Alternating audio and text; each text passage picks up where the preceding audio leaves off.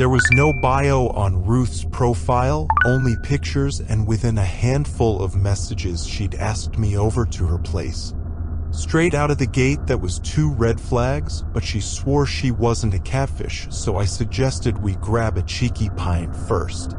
That way, if a hairy biker dude turned up and made kissy faces at me, I could make a speedy getaway through the fire exit. Ruth looked like a Greek goddess in her thigh-high skirt and trench coat. She had these stunning onyx eyes and almost seemed to glow in the dinky little pub. Every time she tossed her hair, the other drinkers stole glances in the back bar mirror. She looked different from the photos, sure, but still leagues above me.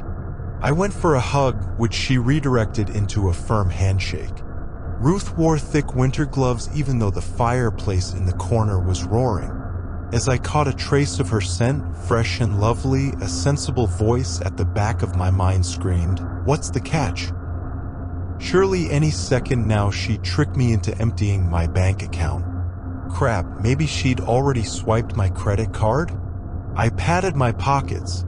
Wallet, phone, Pokemon keychain. Nope. All there. Already the marshal waving that 3rd red flag was a speck in the rearview mirror. The bartender took our orders. I asked for a pint of Guinness, whereas Ruth stuck with tap water. Then we eased into a conversation about our lives. When I started telling her about life in the IT game, she yawned sarcastically. Chuckling, I said, "Well, what do you do then?" "I'm between jobs." "Between what and what?" "Between surgeon and anything that doesn't involve bodily fluids." "Huh. I thought they might have warned you about those in medical school." "I didn't always have a problem with them. There was a traumatizing experience." She shuddered as if reliving a painful memory. "Anyway, let's talk about your sex life." Caught off guard, I spat a mouthful of Guinness all over the counter. An agitated Ruth grabbed a wet wipe from her pocket, cleared the mess, and then readjusted the placemats and ashtray so everything aligned perfectly. The ginger bartender side-eyed her but said nothing. The beautiful brunette told me she had a bunch of kinks, and I'd be lying if I told you my heart didn't flutter a little. She asked whether I was ready for another drink.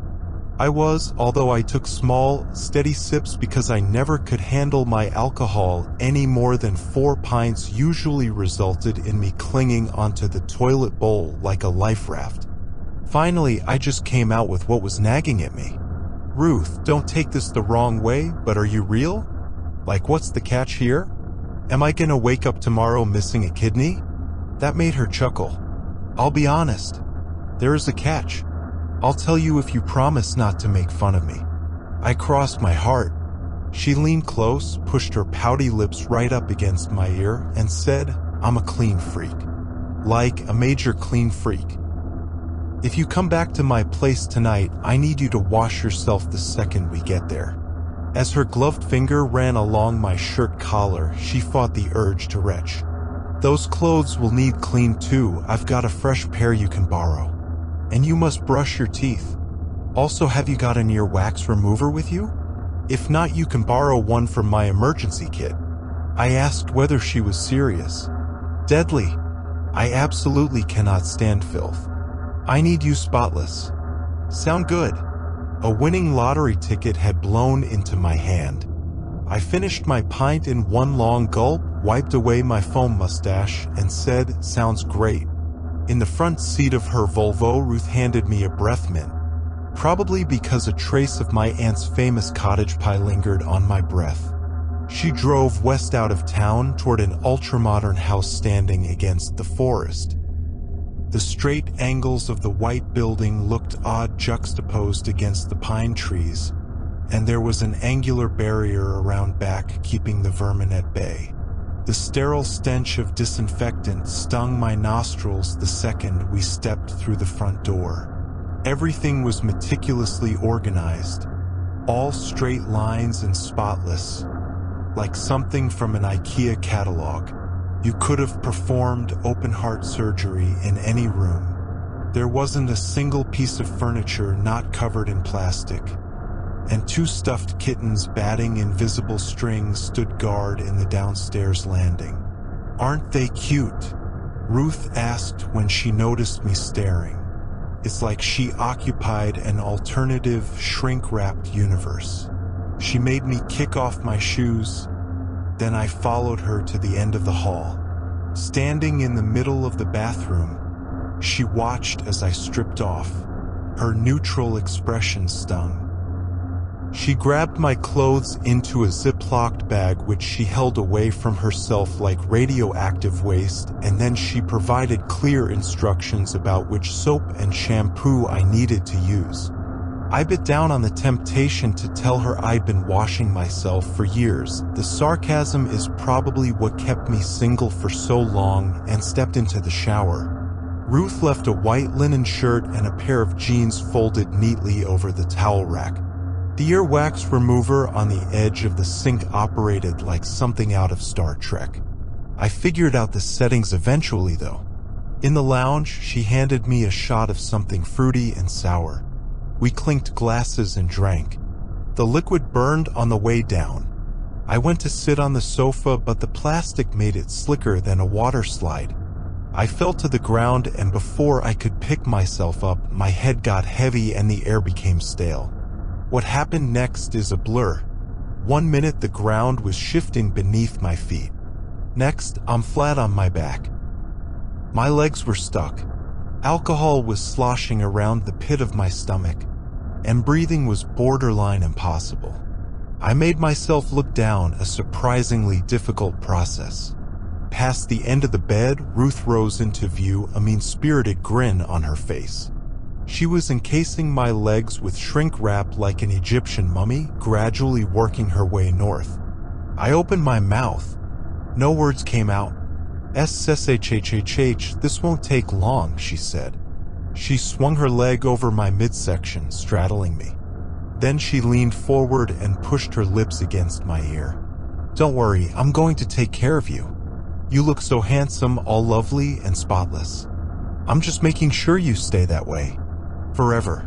Her tongue probed the inside of my ear, and then she went to fetch medical equipment from the corner of the room. My brain couldn't piece the mess together, but I knew I needed to get out of there. Fast. I tried flexing my leg muscles but lacked the strength. Ruth's arms clamped tight around my ankles. "Stop. You're messing everything up." With all the energy I could summon, I thrashed from side to side until I fell off the bed. The wooden floor hit worse than concrete. I opened my mouth to groan, but instead a great flood of vomit shot out as if launched by a supercharged sprinkler. Chunks of cottage pie flew in every direction. A fountain of half-digested beef mince, onions, carrots, and garlic. Ruth rushed over to restrain me, but I rolled away. And as I did, her shoes skidded through the rancid contents of my stomach and she fell. The germaphobe popped right back up. She looked at her palms, then the wet patches all down her back, and then her throat made this strangled sound like a cat hacking up a fur ball. She grabbed a set of wet wipes and started scrubbing herself clean, furiously. Sensing an opportunity to escape, I crawled away like a worm, leaving behind a snail trail of barf.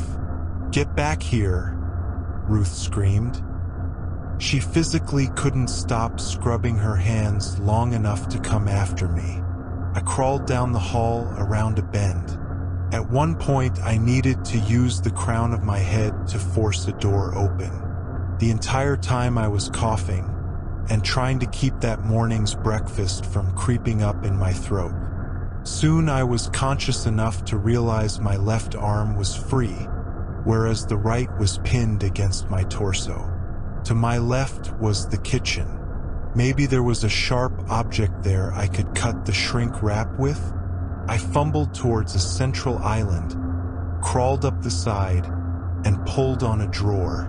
Cutlery fell all around me with a series of metal clangs, followed by the drawer. My free hand dug through the pile for a knife, finding only spoons. Finally, I grabbed a fork and stabbed at the wrap until my other arm came free. I was like a butterfly emerging from its cocoon. Footsteps came shuffling toward the kitchen. Freeing my legs would take way too long. They still only had a few inches of wiggle room. I would be at Ruth's mercy. Just then something rancid slid up my throat, so I opened my mouth and spat a fat, sticky oyster of what had once been scrambled eggs and bacon, but now looked like an alien life form, into my palm. The beautiful psycho burst through the door. In her hand was a syringe. She launched herself on top of me. My left hand caught her forearm at the last possible second while the right smeared my biological weapon across her face.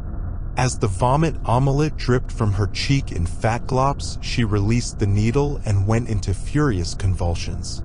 Quickly I rolled on top of her, grabbed the fallen drawer, and bashed her across the side of the skull. I did this until her eyes rolled back. Then I crawled away on my elbows. In the hall, there was a phone on top of a side table. I punched a $9.99. The operator couldn't understand me but sent a squad car anyway. I remember telling myself to stay awake in case my kidnapper recovered. But here my memory jump cuts to a circle of emergency responders staring down at me. The officers had a hard time believing my story. A concussed Ruth said I went crazy and attacked her. On the way to the station, they took us to the hospital to patch up our cuts and bruises. Everybody seemed to believe I was the aggressor until the police searched the area surrounding the house. In the forest, they spotted a pack of rats scurrying around some bushes, and beneath it there was a body, partially buried, badly decomposed, and wrapped in plastic. A post-mortem confirmed it was the corpse of a local man who disappeared 6 months earlier. I'd seen his mother crying on TV. There were holes in the crotch and left arm of his shrink-wrap prison where they believed a catheter and 4-drip had been inserted so Ruth could keep the poor guy alive, but in a state which prevented him from contaminating her perfect house. Ruth is denying any wrongdoing. Hopefully, the prosecutors get their act together soon, although I'm told it could take a year before sentencing. Wheels of justice and all that. I'm still on the road to recovery, mentally speaking, but I'm ready to start looking for love again. Oh man, okay, buckle in for one of the most confusing moments of my life. It's been about 13 years and a lot of it happened drunk, so hopefully my storytelling doesn't go too awry. The prologue, as pasted from the last time I described this night. Singing in a bar, notice a regular watching me in the crowd. He was not an outwardly friendly guy, rather curt and sometimes rude, so I avoided him. But this one night, I realized there was a pull between us. When I got off stage, he walked up to me and said something about how sexy I looked and how he'd been trying to avoid me for so long, but he couldn't take it anymore. We closed out the bar that night, an intense connection brewing between us in that back booth. There was innuendo, but moreover there was a passionate pull between us as we talked about life, mistakes, worries. I was too drunk as we left in the taxi, and he took me home in it instead, refusing to take advantage of me. We kissed for the first and only time in the back of that cab, the passionate kind where it feels like all the colors of the world click into place. He left me on my doorstep with a kiss on the forehead, thanking me for the conversation of his life. And onto our story. A few weeks pass and I haven't seen him, which is unusual because we both went to karaoke twice a week for the near year leading up to that. I come home feeling particularly jilted and dramatic night and pull up missed connections on Craigslist to see if anyone mentioned me, as I did for time to time. No avail. By then I was fully sauced, swept up in the comments about yearning, and got it in my head that I should pour out my feelings about that night into my own missed connection post. I wrote prose about it. I described his hands and how safe I felt with him, how kind he was to not only respect my boundaries, but be content within them. How electric I felt, trapped under his eyes in the spotlight. How the conversation made me feel at once like a woman and like a child meeting her best friend. Your girl went all out, down to listing his first name, drinking herself to sleep after pressing send. Soon after, in my inbox, there was a reply. It was him. He wrote about the bar, our friends there, described himself physically. Undeniably him. He wrote that he also felt the connection. He asked me to continue the conversation, asked me about my family, my childhood, my dreams. We continued correspondence for a week or two. It was only just decent, if I'm honest. It lacked the spark, sometimes it was uncomfortable. Every once in a while he'd turn the conversation like weirdly sexual out of nowhere, and each time I'd say something like, "I'm not interested in talking about that. We're talking about my mother right now." Once he sent me what looked like a nude from the thumbnail of the email attachment with a bunch of winky face emojis. I replied I wasn't interested in seeing someone's body outside of the bedroom, and we weren't at that place yet. I was uncomfortable but second-guessing myself, constantly reminding myself of that night. Maybe I was reading it wrong. He was indeed at least 10, maybe even 20 years older than me. Maybe this is how men talked. I'd show up at the bar, wait for him, leave sadly, then rush home for my next email. One night I go to the bar and there he is. I run to him, a movie moment. When he turned and saw me, his face turned to instant rage. It all happened so fast, but he picked me up and threw me away from him. I hit people and the wall. He was screaming to get away from him. He was calling me crazy. My ears felt like they were ringing. I was so confused and panicked. I think I had a panic attack, and my next memories are being in the bathroom crying hysterically, calling my best friend, afraid to leave the bathroom, so confused, so hurt and feeling betrayed, absolutely terrified. All the while a drunker-than-hell woman is wiping my face, slurring repeatedly, "Don't cry, you're beautiful, LOL." When I finally left the bathroom, he came at me again. I guess he didn't know I was still there. It was a blur. I remember he called me crazy again, and I threw a drink in his face, and then the bouncer was pulling him out of the bar. But the thing that stuck with me was how terrified he looked. The next 2 times I went to the bar after a week of hiding out, all my friends there turned a cold shoulder to me. People left tables I was sitting at. No one was buying me a drink when I got off the stage, the way we always did for each other. Eventually, one of them matter-of-factly told me that they heard what I was doing to his family, and I needed to get help. Record scratch. What?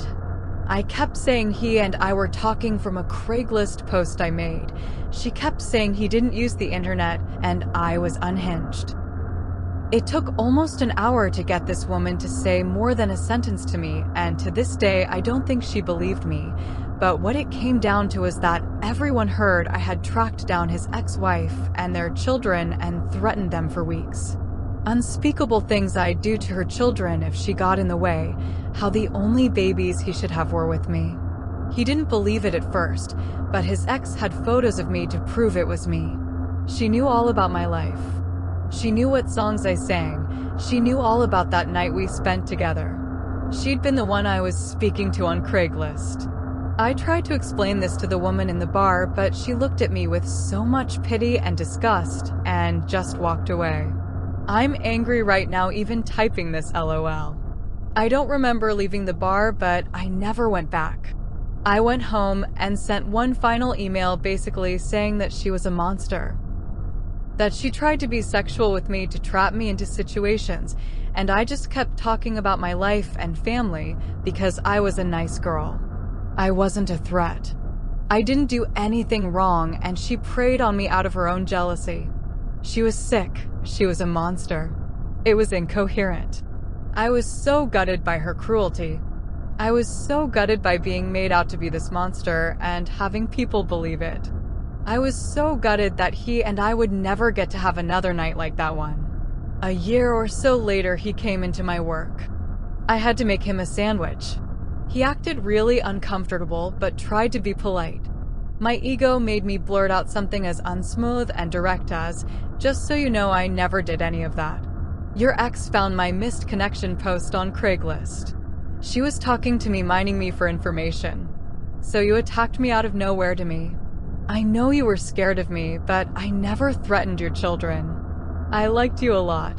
She is not a good person." He took the sandwich and left. I had no idea what to make of his expression, but to me it looked like he thought I was legit crazy. So that was the time I was creepy to the point of terrifying. Long, but I got this courtesy of OkCupid. I was 24 and, from school, had been messaging this cute girl who could actually hold a conversation really well, so after I got home in December we decided to meet up. 7:00 p.m. Show up at her place. She isn't 120 pounds heavier than her picture, doesn't have a beard or Adam's apple, and hasn't murdered me yet. Chemistry is great, and we actually start making out before I pull out of my parking space. So far so good. OkCupid, you da bomb. 7:15 in the car, things are fine. She's talking a lot about her modeling job, which is cool, just finished finals in med school. Anything that isn't an enzyme or nerve circuit is welcome. 7:30, arrive at ice rink and race each other inside. This is fun, literally sprint in to see who can get ice skates first. 7:35, inside, and she's still going about her local modeling career and all the free things the vendors and designers give her. Thrifty, cool. She hasn't asked anything about me, but whatever, she's cute and I don't think she has a penis. 8:45, been skating for a while. I now know about the process of applying runway makeup, the time constraints and approximations of changing outfits depending on the number of pieces, and how to adjust hip tilt and swing during a catwalk if your clothing piece is top-heavy versus has a long train. I now know every cost approximation of at least 12 different clothing pieces from 3 designers I have never heard of. 8:50, she can't talk if she's eating. I suggest we get food. I don't know the area, so she inquires the first thing about me of the night. Yes, I do like Mexican. Personal thought, Mexican, like tacos, should be casual and nice for a first date. 9:00, we arrive at the place. This is not Taco Bell or Chipotle. 40 feet high wooden vaulted ceilings with hanging sheer fabric for ambience and the swankiest fucking bar I've never seen. I read Cristal on the neck of the display, bottles propped about. Isn't that the shit rappers sing about? 9:03, sitting down. She's been bragging for a bit that despite being a model, she has never done cocaine.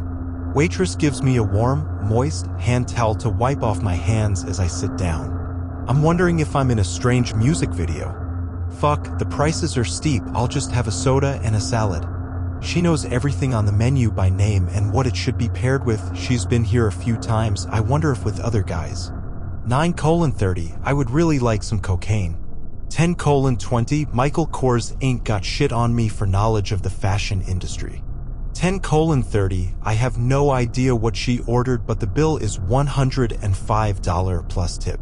She asks if we should go and I say yes. She makes no attempt to pull out her wallet, so I bite the tab, trying to conceal my pissness. Should have ordered more than one drink. 10:40, not too impressed with the date, but I walk her to the door. She asks if I want to come in. I'm not used to dating after 2 long relationships, but I know this is a good sign and I get excited and accept, so in we go. 10:41, I meet her mother in a bathrobe, completely unfazed by my presence. She asks if I know how to fix a light socket. 10:47, light socket is fixed. 10:50, in her room, score. I've seen this in movies before. 11:10, she has taken me through every lotion and perfume and tin of makeup and brush on her vanity and told me the brand, the list price, and how much she actually got it for. 11:20, she is almost finished telling me the brand, location of purchase, and price of every shirt, skirt, pair of pants, and jacket in her closet. She is upset that her friend stole a bracelet from her 2 weeks ago. She wonders if I would help her look for it. Haven't gotten laid in a long time, yes. 11. 35 She is literally crying, with tears down her cheeks, because I could not find the stolen bracelet behind, under, in her dresser / vanity / bathroom / bed / closet / nightstands / carpet. If it was stolen, why did she ask me to look for it in her room?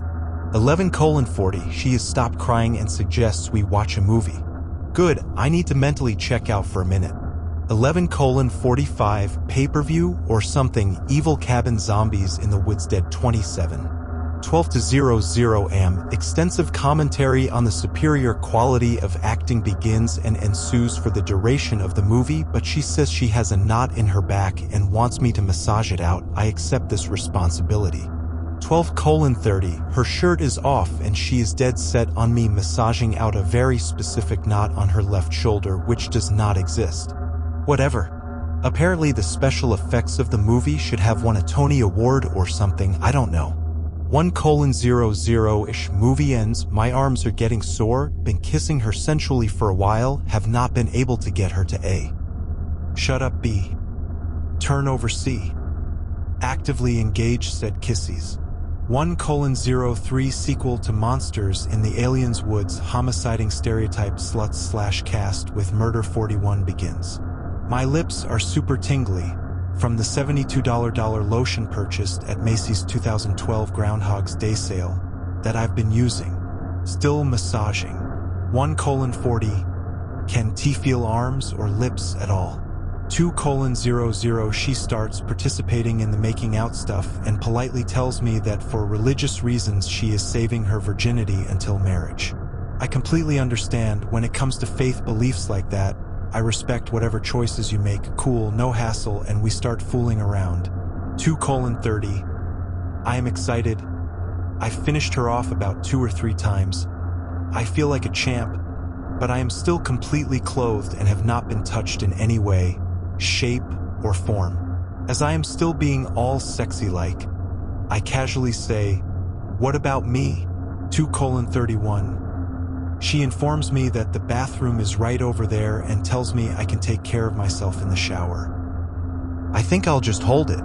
2:45 We've been silent, cuddling. Hey, this is nice. I love cuddling. She is comfy and she's not talking. This is good. 2:50 am, out of silence, she whispers, I see demons. 2:52 yours are yellow. 2:52 and 12 seconds I shit myself. 3:00 I learn that my demons are angry and she is scared of them. Don't worry, I am too. She tells me that she has been exorcised on 2 occasions and it's helped a lot. I don't inquire as to how much precisely. 3:05 I try to be supportive because this doesn't seem like the kind of thing you just go around telling everybody and more or less keep my mouth shut. God, I want to try cocaine. 3:10 Sleep for her, another hour of being stiff as a board and scared before I pass out. 9:00 Her mother knocks and I, all 6 feet 5 inches, 220 pounds of me, attempts to hide under the blankets. Mother comes in and nonchalantly tells her that they are going to a friend's house for dinner, asks if the bearded guy under the blanket wants to come. I decline. I have to go return some overdue videotapes. 9:15 I leave to return some overdue videotapes. No, we didn't go on a second date. We had a pretty typical anticlimactic dispersion from each other and haven't talked since, but it's okay because apparently my demons can keep me company.